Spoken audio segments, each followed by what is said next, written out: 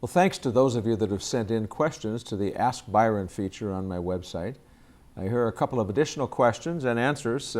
John from Minot writes, "Thank you for putting a spotlight on the plans to build large multi-million-dollar buildings at some of the very small ports of entry in the Canadian border. I see the program is now being reviewed. What do you think will happen to those plans?" Well, John, we should know in the next week or so what that review tells us, but it makes no sense to me at all to waste that much money. The fact is, they're talking about small ports of entry, 22 of them across the northern border, 9 of which are in North Dakota. On average, they get 5 vehicles an hour, 4 cars and 1 truck. So these are very small ports of entry.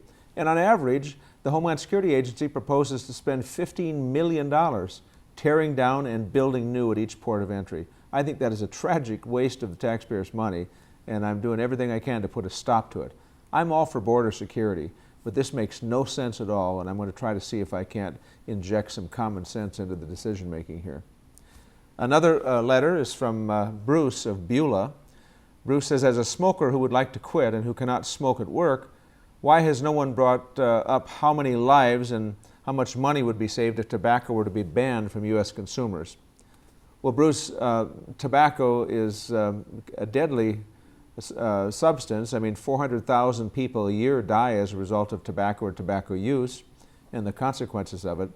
We passed legislation earlier this year that begins to regulate nicotine and tobacco. I mean, the fact is we regulate hot dogs and orange juice. There are FDA standards they have to meet and so on, but not tobacco. That makes no sense to me.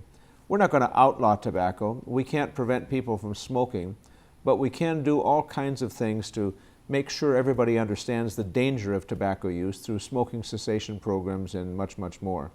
This is an important part of health care, in my judgment, and that is to try to inform people about the dangers of using tobacco. Thanks for the letters to the Ask Byron portion on my website. You continue to ask the questions, and I'll be glad to continue to try to answer them. Thank you.